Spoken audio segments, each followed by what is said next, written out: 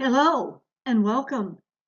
Today I have a fun magic story for you, so join me. It's called The Magic Gloves.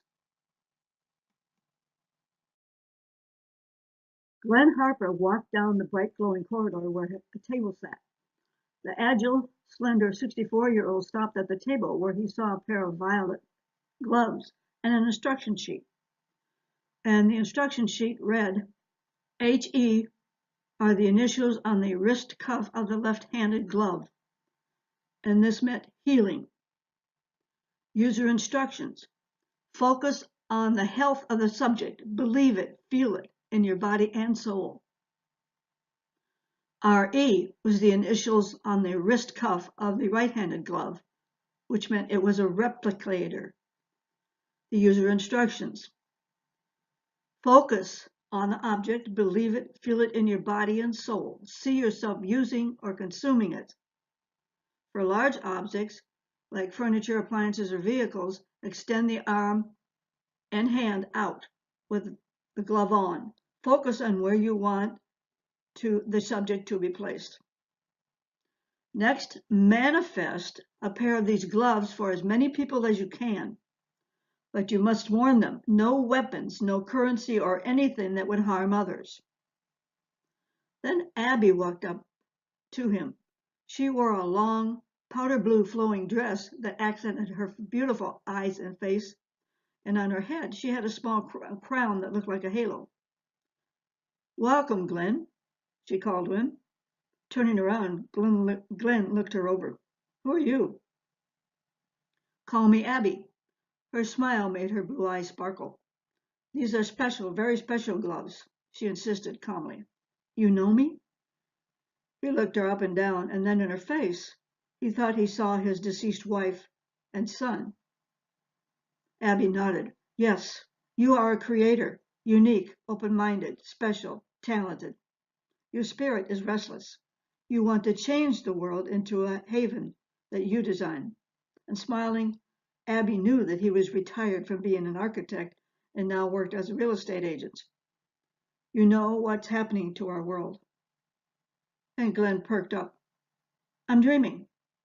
Go ahead. Try it. Remember, focus, conceive, believe. It is yours. Her serene face emitted a warm vibrations. Curious but filled with doubt, Glenn put the left healing glove on. He felt the vibrations and energy of the glove, and concentrating, he placed his hand on his lower back. His back felt warm and soothing as his spine started to realign, and then he could stand up straight and felt no pain. Startled, he turned to Abby, amazed. He wanted it to be true, but still thought he was dreaming. I don't believe it. He cocked his head at her. Yes, you do, she smiled. Now, the other one. Glenn removed the glove and put the right one on. This is a weird dream, he was sure.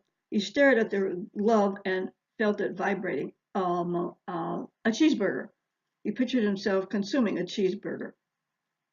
And then it appeared on his right palm. Startled, he jumped back and dropped it. Oh, wow, he said. Remember, in return, you must make gloves and teach others how to use this simple tool. With his mouth open, he stared at her and reached for the instruction sheet. He felt himself being pulled back away from her down the long, bright corridor.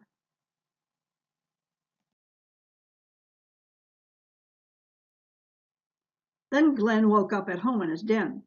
Startled, he looked around at the messy room. Oh, wow, what a dream. He wiped his face and slowly sat up. He had the instructions in his right fist, and the gloves fell off of his lap to the floor. Oh, my God! He breathed deeply and sat up on the old couch. He felt no pain in his back.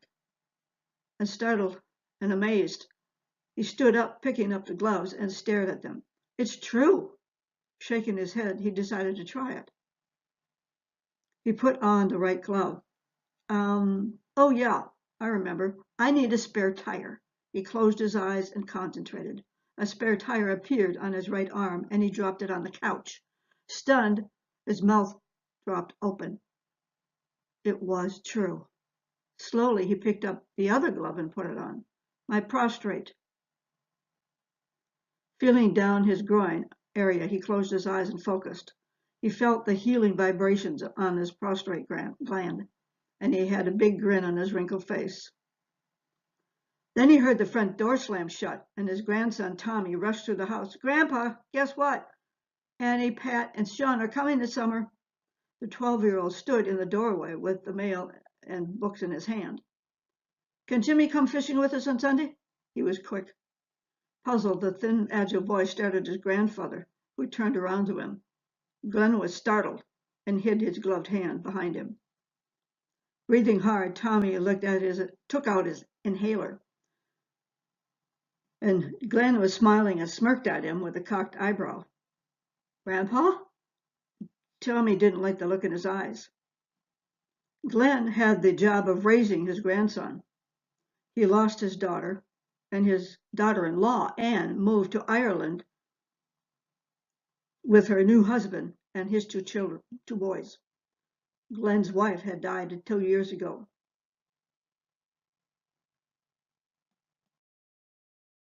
Glenn had the job of raising his grandson. He lost his son, and Glenn and Tommy adored each other, and they got along great. And after curing Tommy's asthma, they went into the backyard to his wife's flower garden that was almost dead. And then Glenn moved his gloved hand all across all the flowers, and they burst into vibrant colors of every kind. They smiled at each other, and Tommy agreed not to say anything to anyone. Glenn had a mission, and deep down he wished he could have bring his wife and son back. He started to make pairs of the gloves with the instructions for anyone who would listen. And soon he was in demand to make presentations all over Des Moines, Iowa.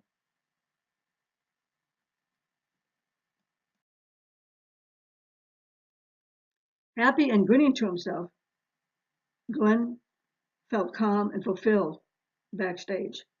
He was about to make a speech on stage to a large audience, and blinking, he sighed and wiped his face.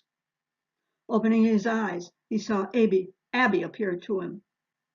Who are you really? He asked her. I am your mentor, and very soon you will not need the gloves to heal and bring about what you need.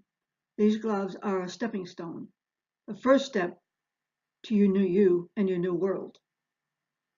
You are 5D, and soon you will meet your wife and son. And smiling, Glenn winked at her and nodded. And turning around, he winked at Tommy, who saw Abby, and his mouth was wide open in shock. Then Abby smiled and disappeared.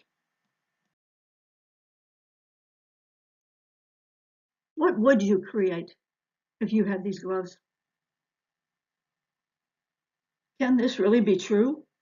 Well, it's up to you. Thanks for watching, and be sure to stop below and check out some other short stories available to you. Thanks for coming.